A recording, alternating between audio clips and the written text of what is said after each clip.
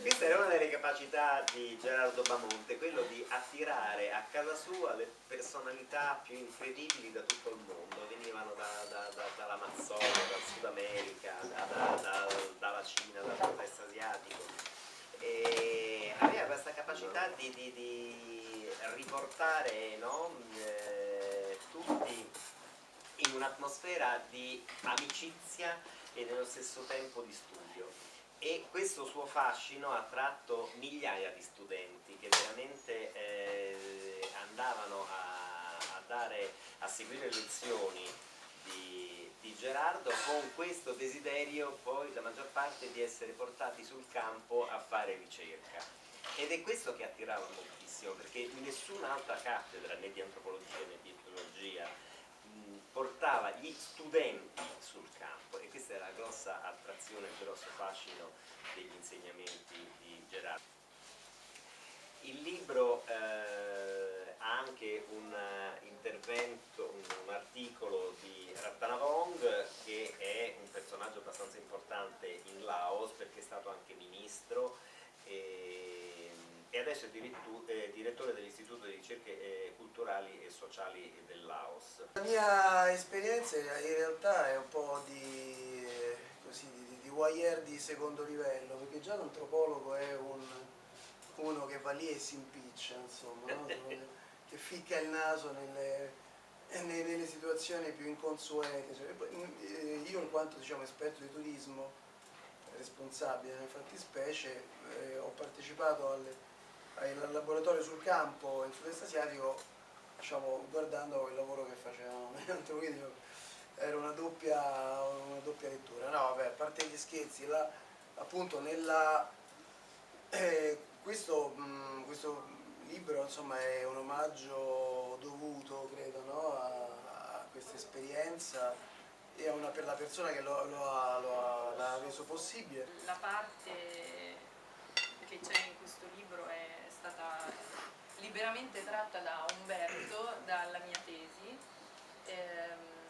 quindi stiamo parlando di una ricerca stramba, e ci tengo a dirlo perché in realtà proprio per questa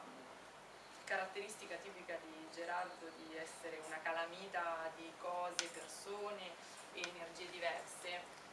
la cosa divertente era che si partiva per fare una cosa e poi dopo si finiva sempre a farne milioni di altre. Io ho iniziato la ricerca con Gerardo nel 2002, la prima missione è stata nel 2002, tra l'altro partivamo come ora, quindi è come se fosse un piccolo anniversario,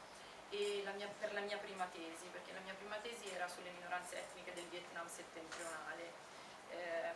Arrivai da Gerardo per caso, nel senso che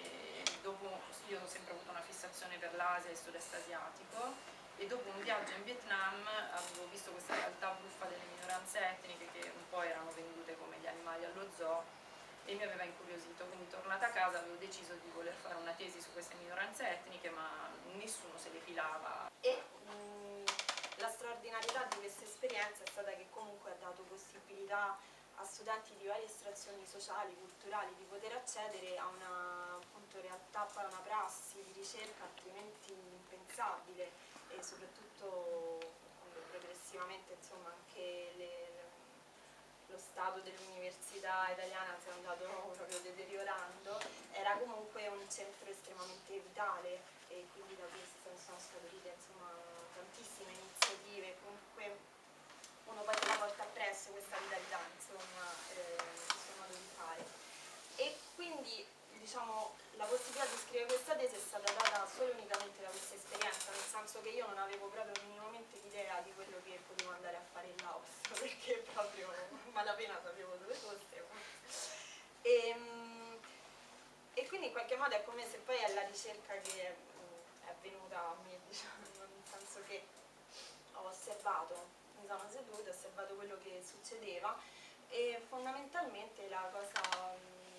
che subito, insomma, mi ha colpito è che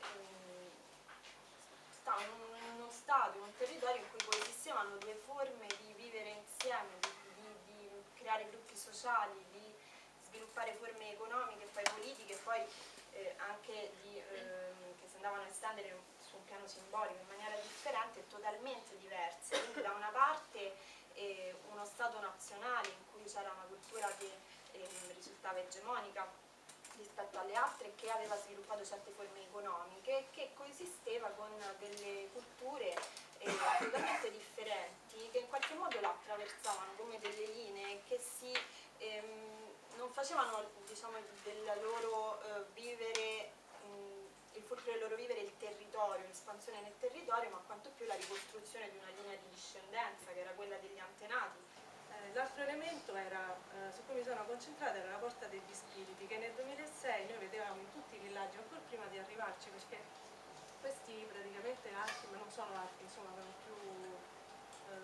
sì, diciamo archi, ma insomma... Telaio di porta. Sì, un telaio di porta, infatti in italiano non c'è neanche la parola in realtà, la chiamano porta ma non è una porta.